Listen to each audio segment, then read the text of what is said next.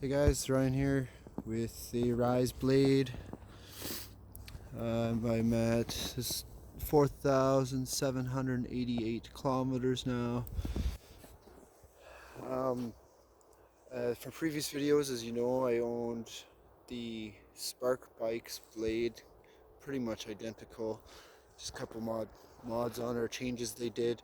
And it had 5,600 kilometers on it when I sold it. I just kind of want to say things to watch out for while riding these is I find them kind of low, which they all are this kind of style. But if you look at the pedals, how low they are. I'll clear the snow away. Now, if you take a corner sharp and you're pedaling, and it's really not even that sharp.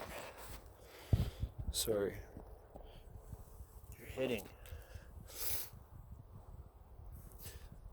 So beware of that.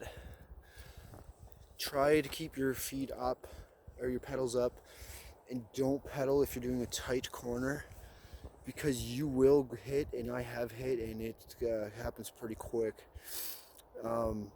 Also, if you have the tire pressure down, especially on the front, and you have the suspension unlocked, where you can actually use the suspension.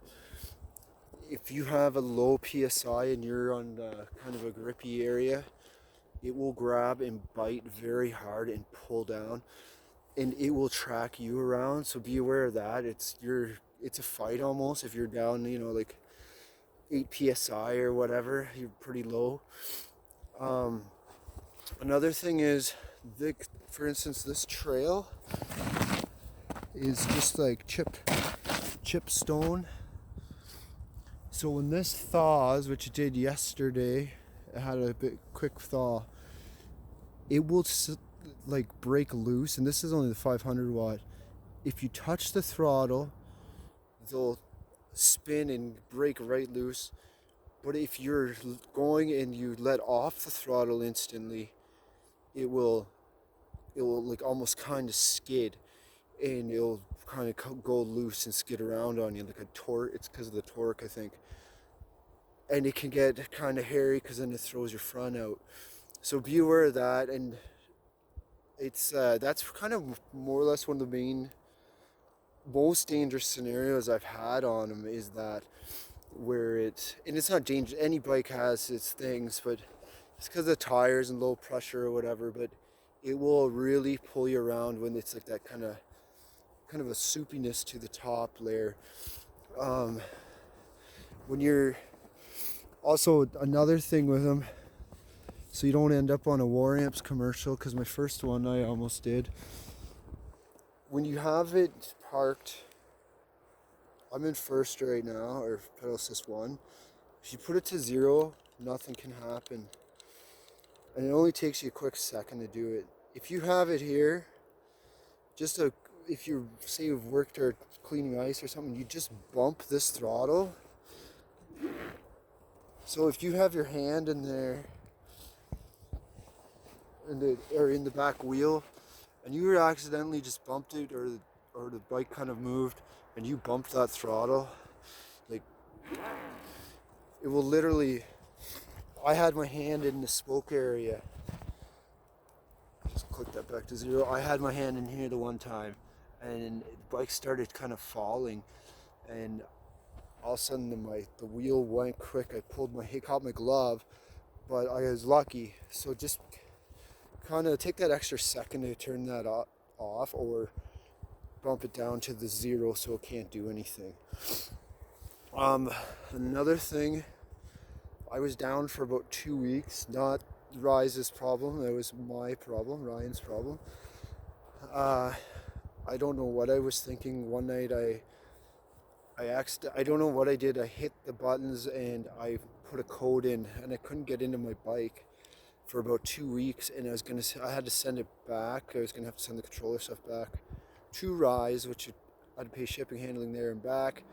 Plus I would have to pay, I think it was $30 to $35 Canadian plus tax for them to flash it or whatever, reprogram it and get past it.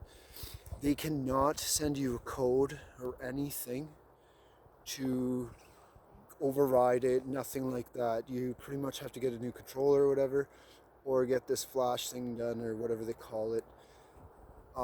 So I would write your code down if you do have it. I do have a startup code.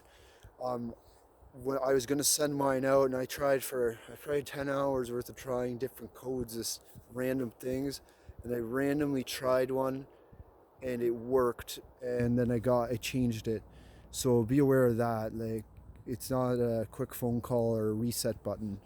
You need to either send the stuff back to get redone, or you have to buy the new unit, and plus your downtime. Another thing is, when you can get a wheel bounce if you got low pressure, and then you're kind of smacking your butt off. It kind of rocks back and forth then, and I think that's because of the 20x4 wheels, because they're so small. If it was, like, say, a 20x6, and I'm not knocking the bike at all, if it was a 4x26 tire, it would roll over the humps and the bumps and through all those crevices a lot smoother. These are the 20x4 tires, and the 20x4s are smaller from down here up, so every bump that you hit, it'd seem bigger, so you feel that more. But like I said, the bikes are amazing. My only complaint with this one compared to the the Spark Bikes Blade is the seat. The seat is not held up and never felt as comfortable from day one. They bottom out. You can actually see it doesn't look right now. It's all creased. Then I'll show you here.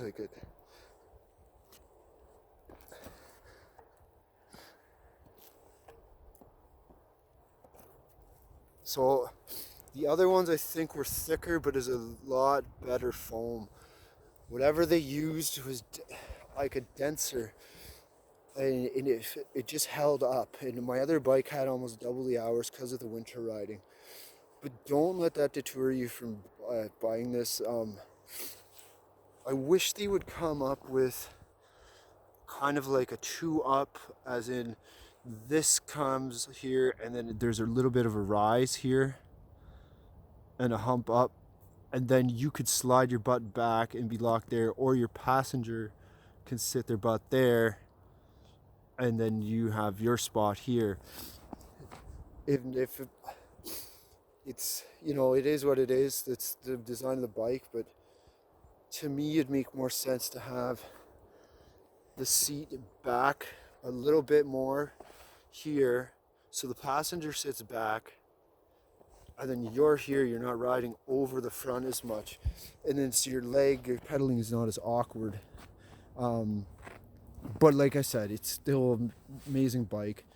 It works great, and I did motocross and freestyle motocross and BMX and all that kind of stuff growing up. So this bike actually has very good, it's a very good design. The frame, you can get it to kind of do catwalks and stuff. You can get the front end up if you want. And this is only the 500 watt 17 amp hour. And you can be aggressive riding it and stuff if you want, or just you're cruising. Now, some bikes I've heard have had issues with, the frame feels really leant forward and blah blah blah. Every company has their issue or whatever. And I would say there's a reason I went back. I bought the exact same bike. It's just this is the RIZE instead of the Spark Bikes Blade. The reason I went back to this is the last one it had 5,800k. On it, 5,800 kilometers, not 56. I never had an issue with it, and this one's at 48ish or whatever now. It's gonna be at 5,000 probably a couple days. I've never had an issue yet, knock on wood. it's tried, tested, and true for me. And to have something that goes through all the snow and water, mud, all kinds of stuff, and I've had it at the beaches, it's nothing has gone wrong, and I don't think too many bike companies can say that, and like car companies, anything. I haven't found any flaws. There's, like I said, no issues, and I think that's something to really consider. And like a seat, to me, then is not a big deal. Worst, I could always get it reupholstered, different foam, or look for something on the internet, or hopefully maybe they'll make that little change. And whether or not it was a defect on mine or it was a cost-cutting measure, I can't say. I just know that wouldn't be my deal breaker at all for the bike. They're, like I said, they're great, and it just goes and goes and goes. And it's, to me, to be able to ride it, spray it down, or not much maintenance, and just charge the battery and go again, that's awesome. And that's another thing. The battery, as long as it's not hot after a ride, I've charged mine, last bike and this bike, every single time, even if I'm only down to 70%, I'll charge it up to 100%. I charge it every single time to 100%, not this 2080. But I will say, I do not, the lowest this bike has ever been, and my last one was 14% or 16%. I've never taken it right down. That's one thing I haven't done, and I won't do. So thank you very much. Have a good one. Bye.